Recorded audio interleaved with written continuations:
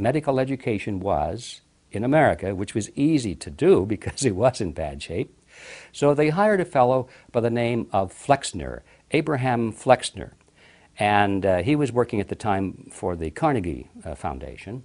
And he traveled around America and got the data together and published what was called the Flexner Report. You'll find this in any of the textbooks of the period about the development of medical education. The Flexner Report said, surprise, medical education was in a low state and needed to be reformed. Well, having then delivered the Flexner Report in the academic community and in the halls of Congress, now the great philanthropists came forward and offered money to reform medical education in America. Demonstrate the need, then offer the solution. So they did. They offered millions and millions of dollars to the medical schools in America. There were dozens of them that would accept their money with the strings attached, that they have some voice in how the universities or the medical schools would then contour the curricula for medical education. And of course, the universities or the medical schools that accepted the money are the ones that we have today as the great leaders in medical education. They had the money. They were able to build buildings and hire teachers with great credentials and bring in the equipment for the laboratories and all of that. The ones that rejected the money have disappeared. You don't hear about them anymore. They're gone. The pharmaceutical industries, indirectly through the tax-exempt foundations, which were mutually controlled by the same financiers, were able to capture control of the medical schools. In every case, the schools that took the money also took with the money people who were put on the boards of directors of the universities and the medical schools. These were Abraham Flexner and his brother, Dr. Simon Flexner, and a certain group. There were about 5 of them altogether, and 3 of them always showed up in the same positions with all of the medical schools. And they saw to it that with the money came the control. And with the control came a contouring of the curricula, so that now, from that point forward, all of the doctors getting their training would learn about drugs, drugs, and more drugs. And that is how it came to pass.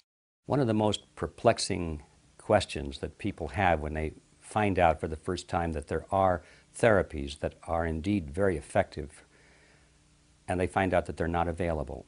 They're illegal, as a matter of fact. The question is why? If these things really work, why doesn't my doctor know about them? Or if he does know about them, why cannot he get them? And why cannot I get them? And the answer to that question is very simple and very logical when you think about it. We have accepted the idea that it is the function of government to protect us. This is kind of a mindset that's been gradually growing among Western civilization for perhaps the last century, that people are not really responsible for themselves. It's the government's role to take care of them. And in that context, we have the thought that the government agencies, in the United States it's the Food and Drug Administration, the FDA, it's their job to take care of us in this field of medicine. They're supposed to tell us whether this is good or acceptable, or whether it's quackery, or whether we're allowed to have it. We're like little children, and we look to the government to tell us.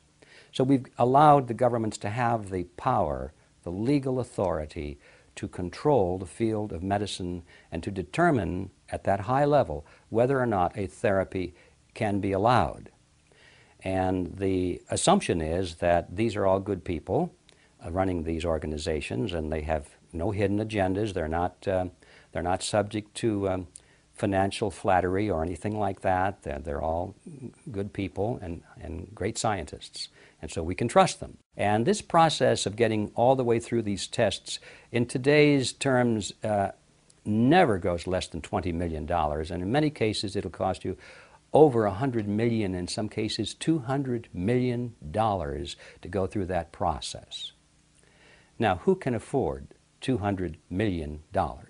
If you were to discover something that was growing in your backyard, and you said, this stuff really works, I don't know why it works, but look, it's curing cancers, and you tried to give it to your neighbor, you would go to jail because, you see, you're prescribing or giving, administering an unapproved substance.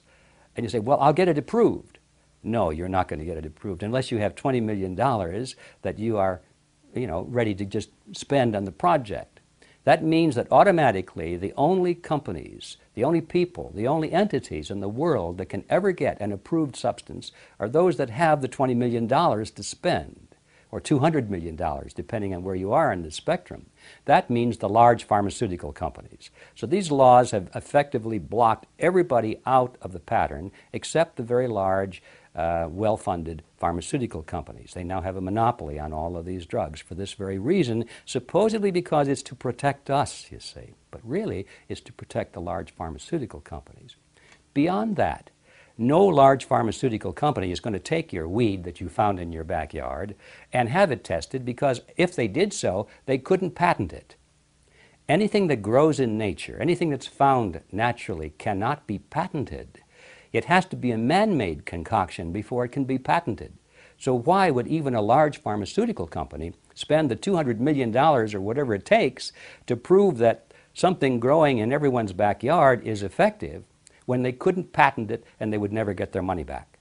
And that is the reason that anything found in nature, regardless of how effective it may be, will never be patented, and therefore it will never be approved. And therefore it will always be on that list, that horrible list they tell us, this is an unapproved cancer therapy.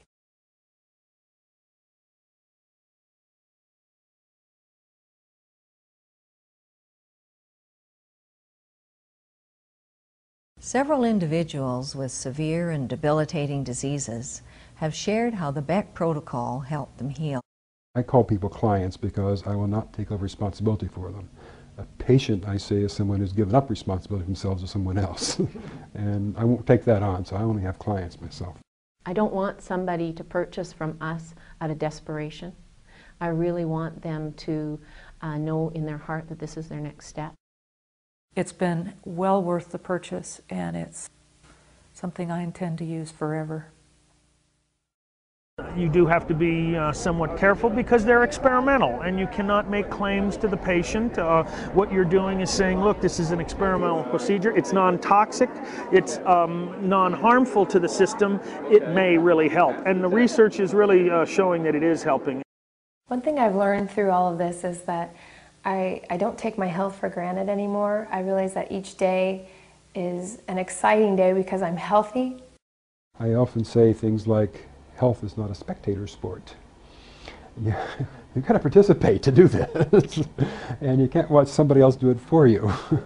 But once you do it, you will participate, it becomes part of your lifestyle. Then you just don't have any interest in these other things. I was totally uneducated with the whole thing. I learned it all on my own, over 10 years worth of self-education. And I would say the first thing I would say to you or anybody else watching this video is to say to themselves, I can do it. There are other ways to treat my illness. I can combat this illness. And if it's to be, it is up to me. And have a lot of strength.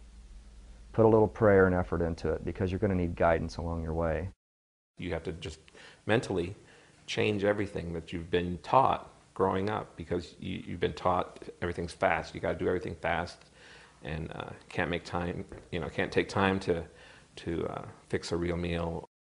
If I can reach out to one person and let them know that there is something out there that works, then I'll do it. And that's why I'm doing this video.